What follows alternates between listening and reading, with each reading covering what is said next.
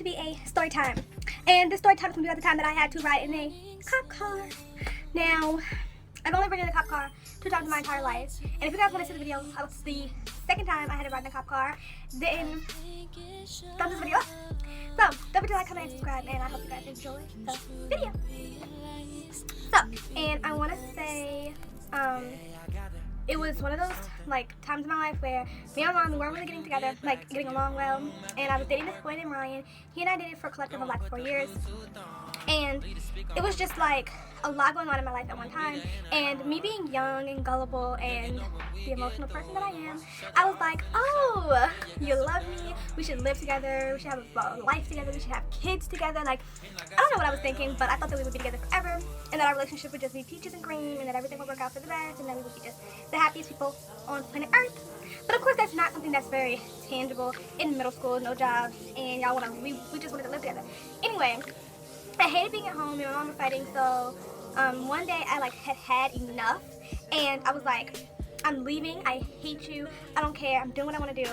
I packed up all my stuff. I waited till my mom was gone. My mom had left and went to her boyfriend's house, and I had packed up all my stuff. At this point in time, I did not have a phone, so he and I used to talk on Gmail. And if you guys are around my age, then you guys know Gmail used to be popping. Everybody was on Gmail. Everybody talked on Gmail. Even if you had a phone, you were still logged into your Gmail account on your school computer when we were all talking on Gmail.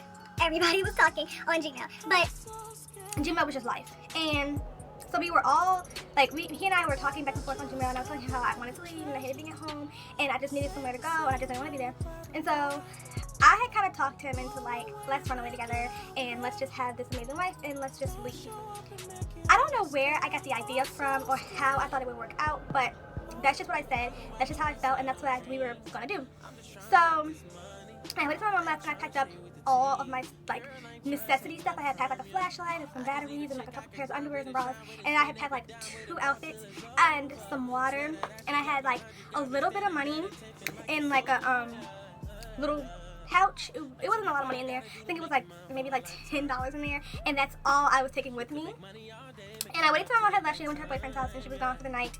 And the only people that were here were my sisters and my granddad. And I had wrote a note saying that I needed a break, and that I knew that my mom hated me, and I didn't want to stay here where someone didn't love me, and I had just wrote this crazy note or whatever. And I set it on my pillow, and I went downstairs to leave. Upon being downstairs, I hadn't anticipated what I would do or how I would get out. And basically, when I got downstairs, you guys, I have 2 dogs. They bark when they hear things. That's just what dogs do. And I didn't think about how was I actually going to get out of this house.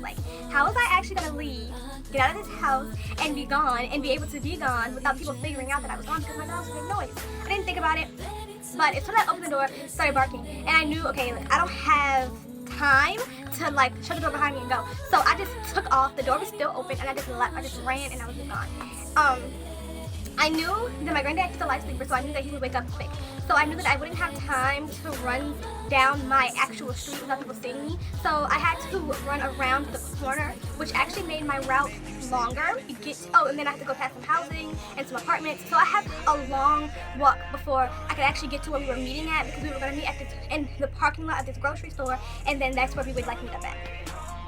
So I kept running and walked, I kept running and kept running and kept running. I was so out of breath, my chest hurt, my arm was starting to hurt from holding the bag, because the bag started to get really, really heavy. I don't know where we were supposed to meet at, and I waited for him, and when I got there, he wasn't there. And so I'm thinking, okay, well, maybe because I ran that I got here quicker, so let me just wait for him. I didn't have a phone, and I didn't have anything else but a flashlight. So when the lights started to go out, the street lights started to go out, I started to get really nervous, because I'm like, okay, where is he? Why isn't he here yet?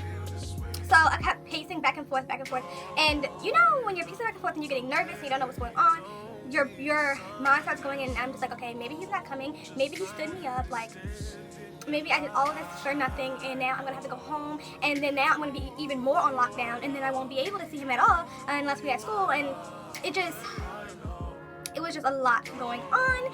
And so I just kept on pacing back and forth, and in my little brain, it felt like an hour had went by, but I'm sure it was nothing more than 10 minutes had went by, and he still hadn't came yet. So I was like, okay, let me go find a phone, and I'm just gonna call my mom. I'm just gonna go home. So at this particular time, my mother had recently changed her number, and since I didn't have a phone or anything, I wasn't really using her number often because I was always at home and there was always somebody at my house. So I never really had to use her number often. So I never really had her number saved like in my brain. And our house phone and her cell phone number, they're very similar. So I was thinking, okay, well, even if I get her cell phone number wrong, maybe I'll call the house and my granddad will pick up and he'll come and get me, and then I can just go home and it wouldn't be that big a deal. And I can just make up a lie or something. I don't know. So I walked into the 7-Eleven and I'm like, okay, can I borrow you guys' phone? And she's like, yeah, but you gotta hurry up and close in 5 minutes. So I'm like, okay. I go over to the phone and I start hitting in the numbers, and my brain is like boggling up so much that I can't even remember what the number is, or all I can remember are the first 3 digits.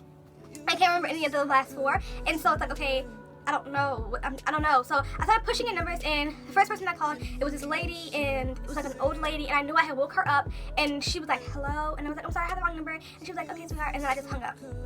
At this point, I'm starting to cry, because now I'm panicking, because now I have so much going through my brain. I'm like, 1, he stood me up, 2, I can't even remember the number, I'm going to be in so much trouble, I'm going to have to walk all the way back home, like, are you kidding me?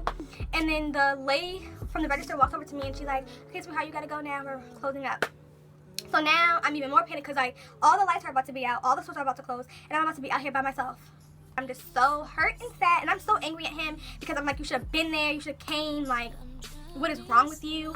And so we walked back. Well, I'm starting to walk back now because I'm like, okay, look, I'm gonna get caught either way. I can't stand out here all night and wait for him, and if he doesn't show up, I'm gonna sleep out here, and I'm too cute to sleep outside. So no, that wasn't gonna happen.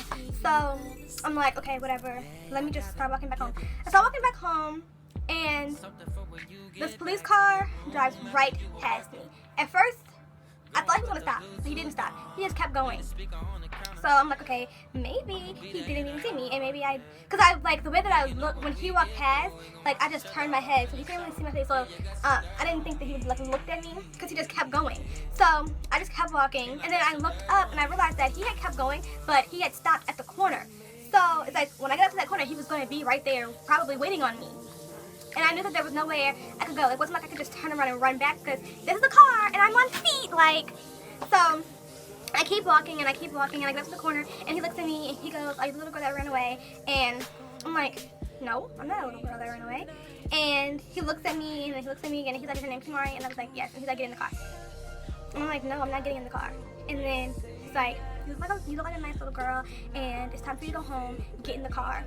And I was like, no, I'm not getting in the car. So I crossed my arms, like I'm putting up a fit or something, like I even matter. And he gets out of the car, and he basically like opens the door and like pushes me into the back seat of the car. He didn't put handcuffs on me or anything, but he just pushed me in the back of the car, and then I'm just sitting there like, what am I about to do?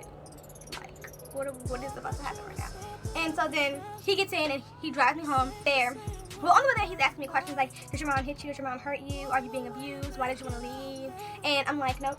I just don't want to talk to him because I'm angry right now that, you know, my boyfriend didn't show up like he was supposed to. He didn't hold up his end of the bargain. And it was like, you know, I felt betrayed by him. So I didn't want to talk to anyone. So as the cop was talking to me, and even though there was so much stuff that I could have said, I just didn't say anything. And I just sat there. And he was like, well, you realize if you run away again, your mom can press charges, and we would have to take you to juvenile, and then you'd be arrested.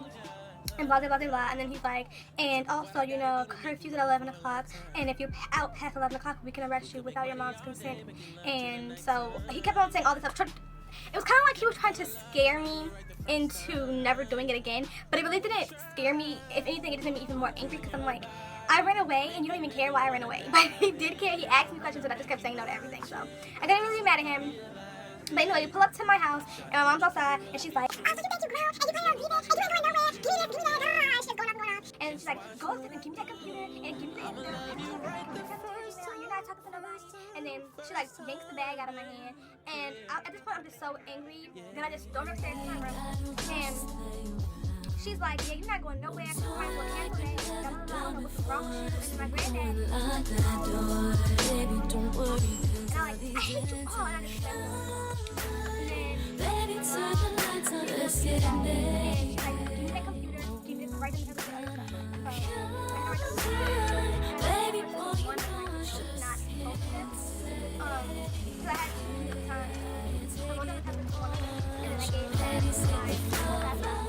Still showing right now. It's like you're ready. Make you say, damn, it feels so That night I cried. I didn't cry because I got drunk. I was crying because I really trusted him. I was like, he didn't show up. He didn't show up. And I didn't understand why he didn't show up. And I kept on trying to talk to him, like, through other ways. Like, I want him to know that I had one of my friends, like, an iPod that he was like, so I kind of like stuck on there and I messaged him. My other thing,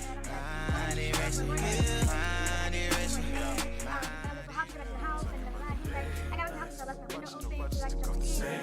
we were like talking for a little bit, and I just cried so much that night because I felt so betrayed, and I hate him so much. And I can hear my like, Never thought that I'd ever leave you. It's a shame that I feel this way. Baby, I hope that you never feel this way. What are you crying for? You the one who ran away. Stop crying. Don't play with me, don't be the son. He's like, come down here now. He's like, get down here. Just understand. I know. Why you crying? And then she's like, you know what? Take your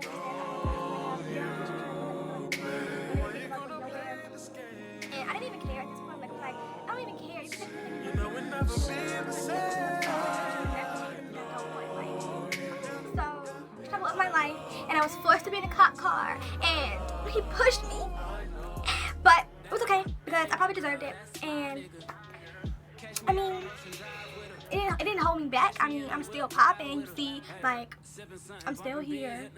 Me and the boy still broke up. Well, we ended up getting back together after the fact, but we broke up now, and I mean, I'm alive. They should just let me run away. This story time, and you guys wanted another one. Sum this video up. Don't forget to check out the description box for all my social media, and bye guys.